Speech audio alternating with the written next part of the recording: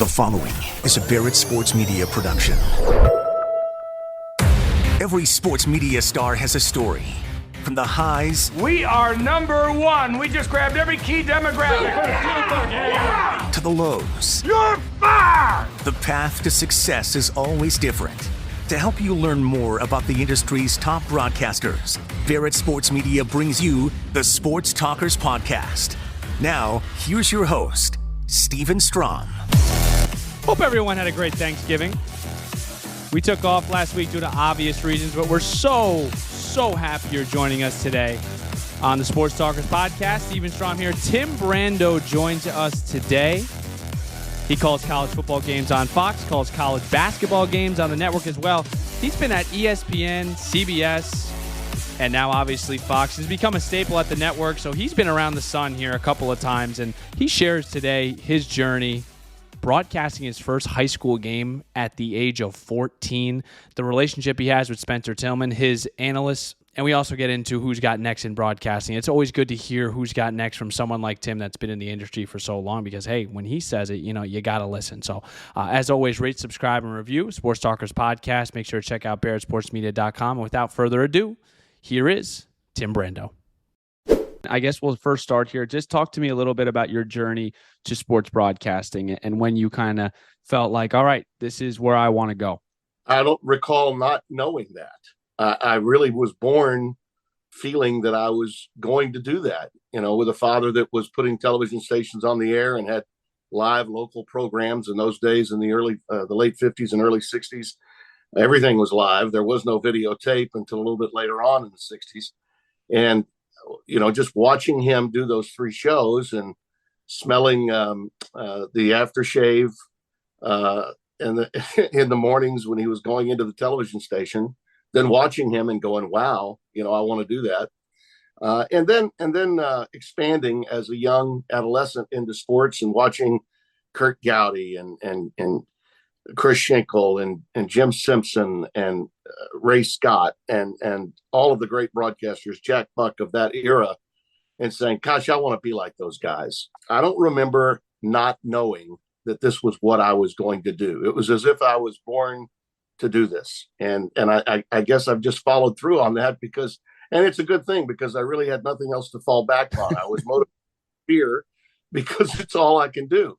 And I think maybe sometimes that's that motivates you, that, oh my God, what am I going to do if I don't do this? So starting as a broadcaster of high school football games with my dad when I was in the eighth grade, I quit football. How old is that? Is that 13, I was 14?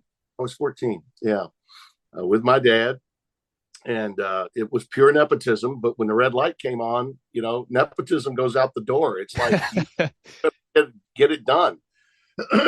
People around the country don't know really how many second generation broadcasters there are. I've oftentimes said that the hits that Joe Buck has taken and other broadcasters who had famous fathers, a lot of us have famous fathers in our locales. You got to love the business you're in. You got to understand the business you're in and the people that are around you to help make your job as much fun as it is. And I think that our generation, the baby boomers that came up, I think have a greater appreciation perhaps. I have a question about just younger broadcasters and what you did, I guess, specifically to put yourself in a really good position early on to set up the success a little bit later.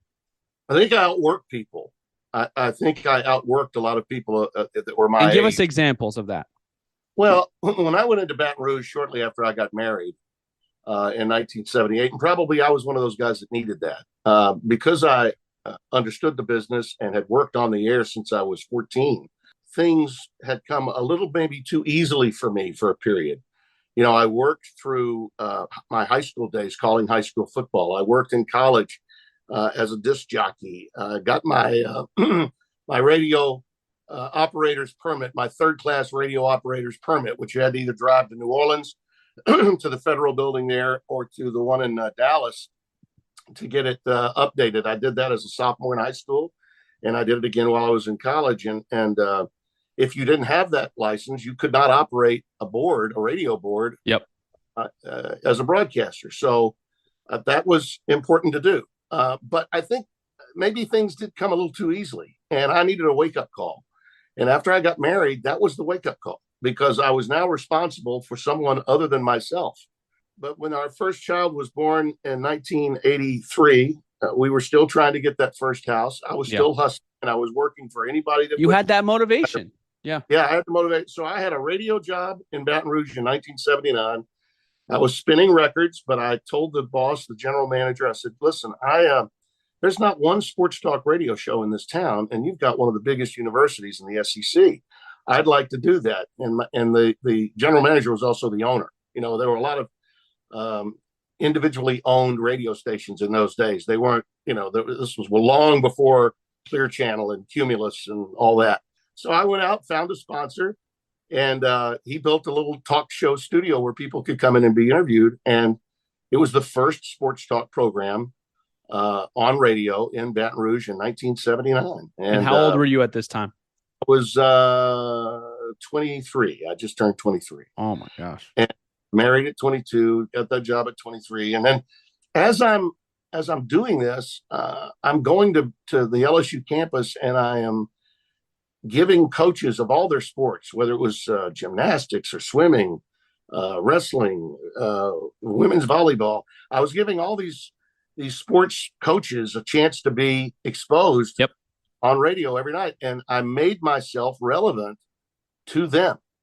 And as a result, they couldn't get away from me. I was somewhat annoying, but they also wanted the press. They also wanted the publicity. All these things started coming my way.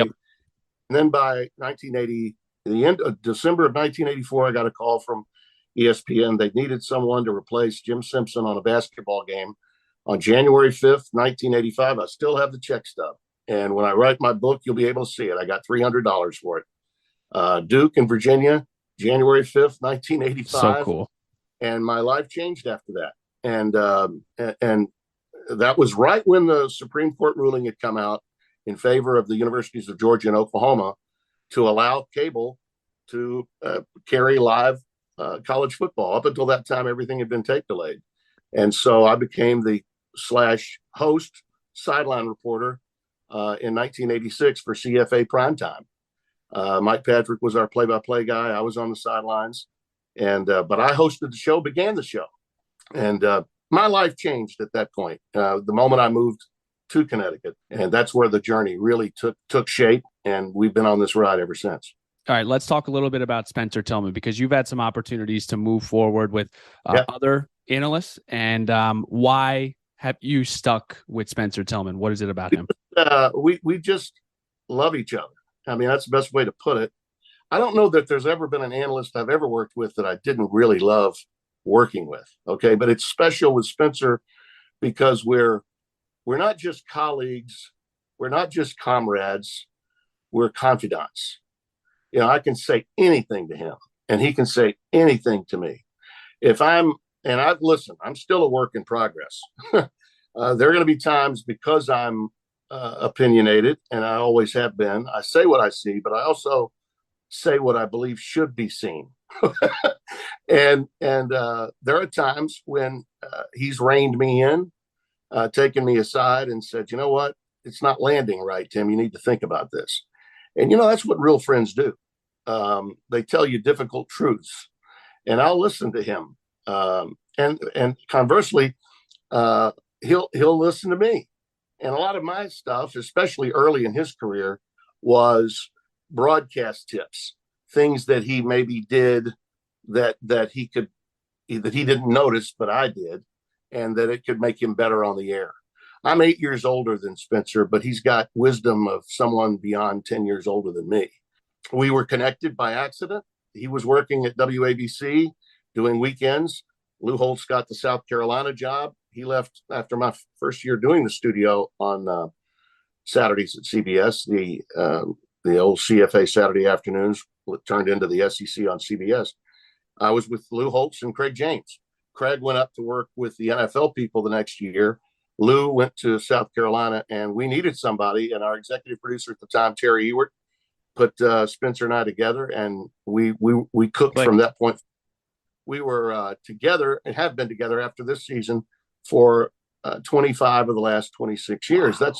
And at two different networks in both the studio and in the booth. Tim, you've been around this game for a while. Who's got next in broadcasting, play-by-play specifically? Oh, wow. Yeah. There's a lot of young talent that's really, really good. And I think it's because the job now, there's so many opportunities now with all these games being broadcasted. But I will also caution young people that, yeah, there are a lot more jobs, but there are fewer great jobs. Okay. A lot of guys are getting jobs, but it's like a dead end. You're doing this level of game and you may not have an opportunity to move up because old guys like me and I'll put Nestler, who I think I'm maybe 2 months older than, and Sean McDonough, who is one of my best friends in the business, is about 6 years my junior. I think he just turned 60. But we don't want to leave. We love what we do.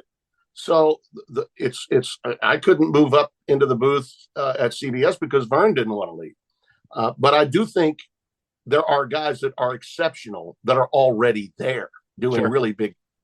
Joe Davis came to Fox the same year I did. Joe is impeccable on baseball, absolutely tremendous, and was more than ready for the opportunity when Joe Buck left.